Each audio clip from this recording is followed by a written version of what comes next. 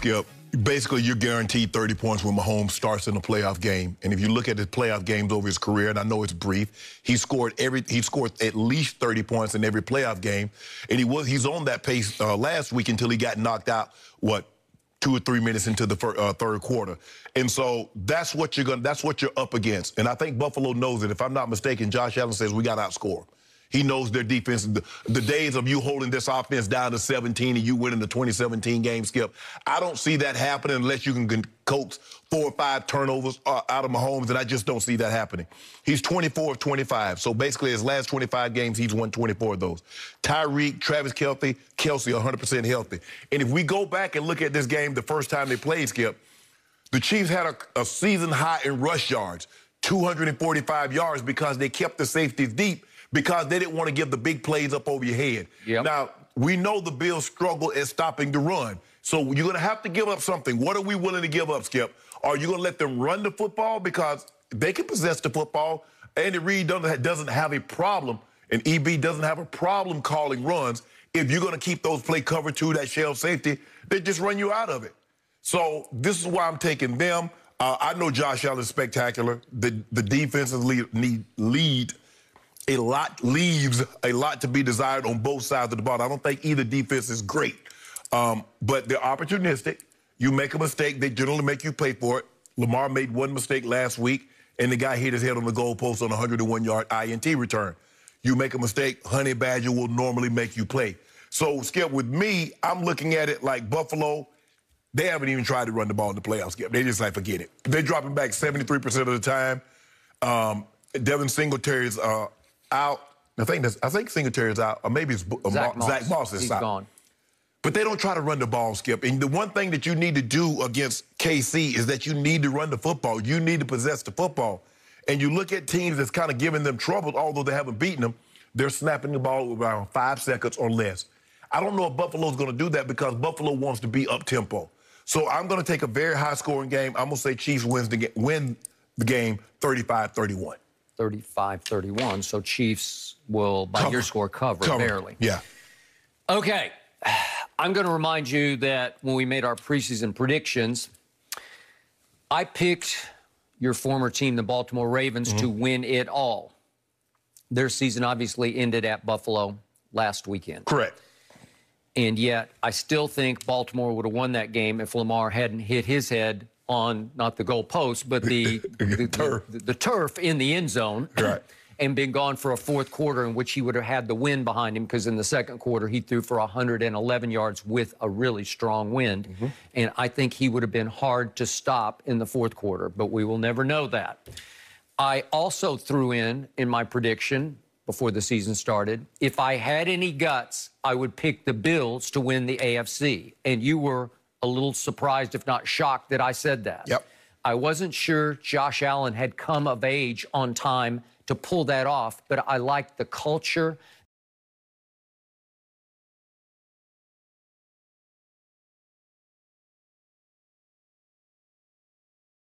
That Sean McDermott has slowly but surely established.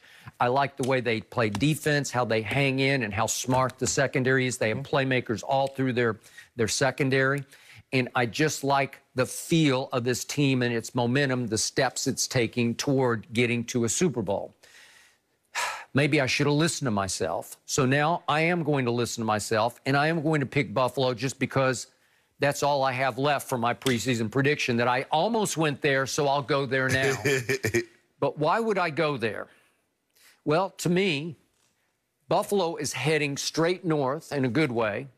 And Kansas City, I'm not saying they're heading south, but they're just teetering along heading south, because if these cats have 9 lives, it feels like they just used them all up. Because over their last 9 games, the Chiefs' last 9 games, they have been highly unimpressive, to the point it feels like each of those games they've been on borrowed time. It felt like they were on borrowed time through the whole playoffs a year ago, when they fell perilously behind to the Texans at home, and then the Titans at home, and then the 49ers at the Super Bowl, perilously behind. They're behind in the Super Bowl 20-10 all the way into the fourth quarter. And down 20-10 late third, Mahomes threw a terrible interception. Down 20-10 early fourth quarter, he threw another horrible interception. Yet they live to tell. They just keep living to tell. And you got me when you say, yeah, what did the scoreboard say at the end of the game? Well, they won. But look at these last 9 games, shall we? Look at margins of victory. Carolina at home, they won by 2. At Las Vegas by 4. At Tampa, we remember that game. Brady got back in the game at 27-24 and never got the ball back. But they hung on to win by 3. Denver at home by 6. At Miami by 6. At New Orleans by 3. Impressive, but by 3. Atlanta at home by 3. Not impressive. Then nobody played against the Chargers, but they lost by 17 at home. Cleveland at home, they won by 5. Okay, so it's like barely hanging on for dear life.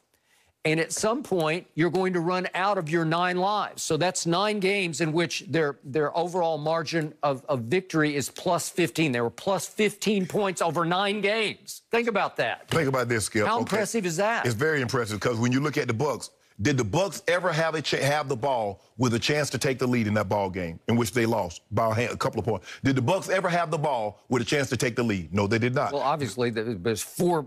Brady drove him for another long touchdown to go 27-24 with 4:10 left. So he never had a chance. So he never had the ball. Killed the clock with 4 minutes and 10 seconds. Okay, the Dolphins. Did the Dolphins ever have a chance once Mahomes and the Chiefs got the lead? Did they ever have the ball with a chance to take the lead? Okay. No, they did not. All right. Okay, what about the Saints? You were describing borrowed time. Borrowed time. But you see what's happening here. One little mistake and you lose. One little mistake. But Skip, you make it seem like the game was nip and tuck. How many points were they ahead? At one point, they were 17-0. At one point, they were 14, 15 points in front of the Saints. At one point, they were what? 30-10 in front of the Dolphins. So you make it seem like the game is nip and tuck. Hanging on for dear life. When you get ahead by that much, you don't do anything reckless. And the defense plays different. Guys, listen to give them nothing cheap, nothing deep. And so they get a lot of these completions.